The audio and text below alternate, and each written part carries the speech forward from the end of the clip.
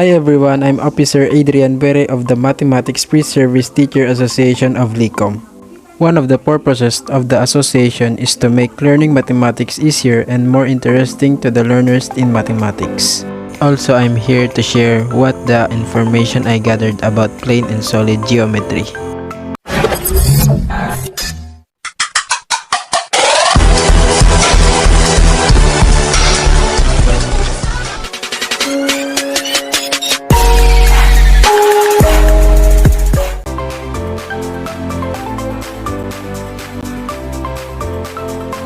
Plane and solid geometry.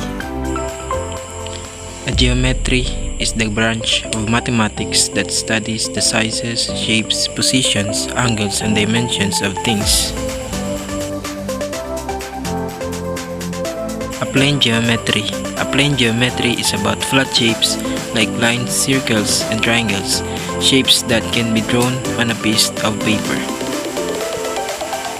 Solid geometry is about three-dimensional objects like cubes, prisms, cylinders, and spheres. Define the following: parallel lines, polygons, triangles and congruent triangles, and quadrilaterals. Parallel lines are the coplanar straight lines that do not intersect at any point, are lines in a plane that are always the same distance apart.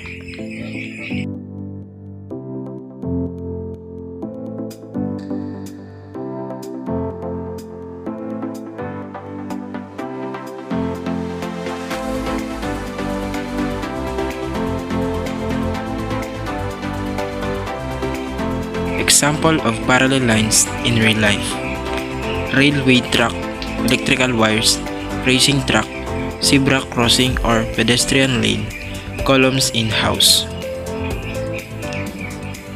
A railway track is the iron bars that make up the tracks are laid parallel to each other. Example of railway track: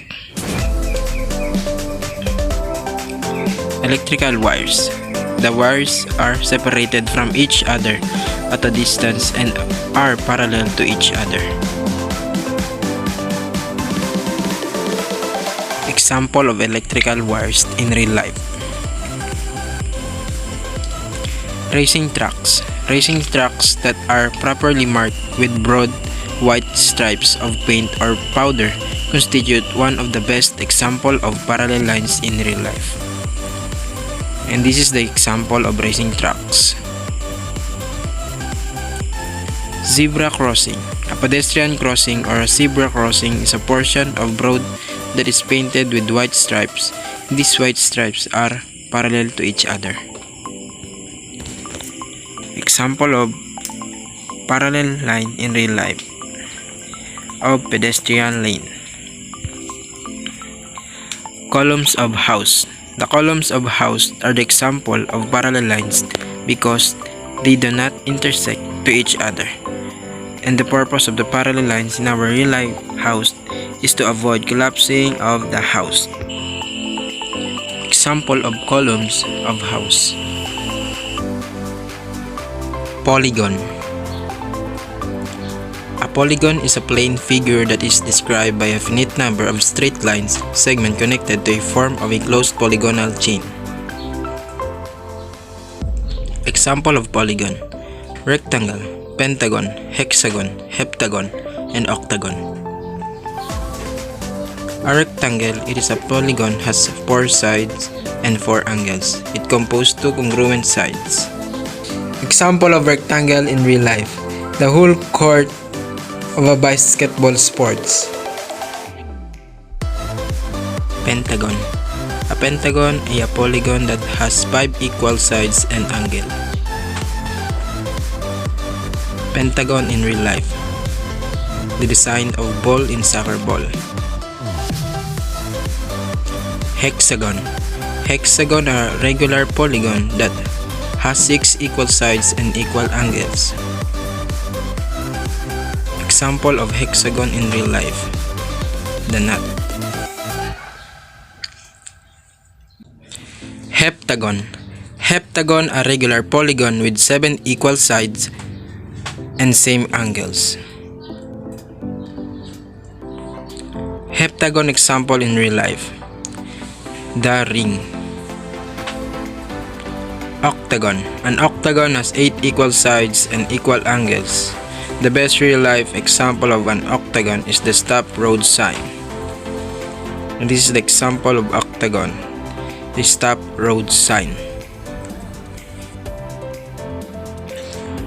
Triangles and congruent triangles.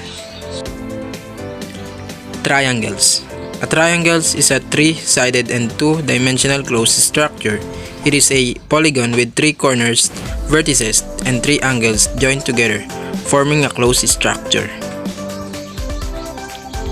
Congruent triangles. 2 or more triangles are said to be congruent if their corresponding sides or angles are the same. Examples of triangles and congruent triangles in real life. Ships, Eiffel Tower, sailing boat, road signs, and design of a building. Equilateral triangle in real life. Chips are snack food made from corn tortillas which are cut into triangles. Some chips is equilateral triangle and other is acute triangles. Isosceles triangle in real life. The Eiffel Tower. Isosceles triangle. An isosceles triangle is a triangle that has 2 sides of equal length. Right triangle in real life. Right triangle is a triangle in which one angle is a right angle, that is a 90-degree angle, or 2 sides are perpendicular. Sailing boat is an example of right triangle. As a triangular sail design, it has become possible to travel against the wind using the technique known as tacking. A congruent triangle in real life.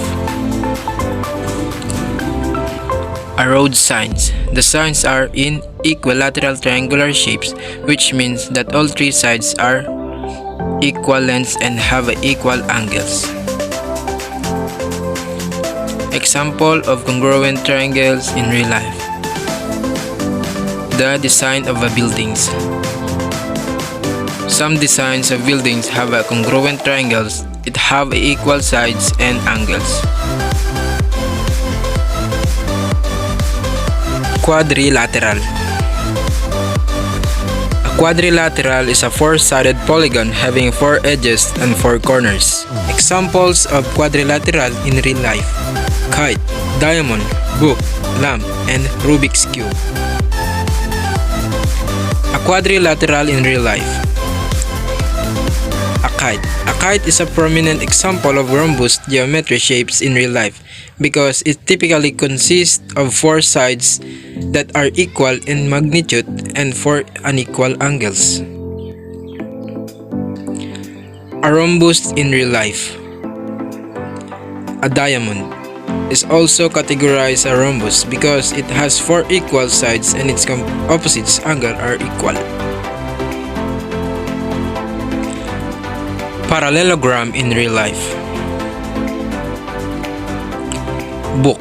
A book is an example of parallelogram because it has 2 equal sides and angles. Trapezoid in real life. A lamp. The shade cap of a lamp is yet another example of trapezoid shape. Used in real life, it consists of a pair of parallel sides and a pair of non-parallel sides. A lamp is a isosceles trapezoid is a type of trapezoid whose non-parallel sides are equal in length. Square quadrilateral in real life. Rubik's Cube. The Rubik's Cube is a solid geometry, has 8 corner pieces, 12 edges pieces, and 6 faces center pieces. I hope you learned something from our lesson today. That's all. Thank you.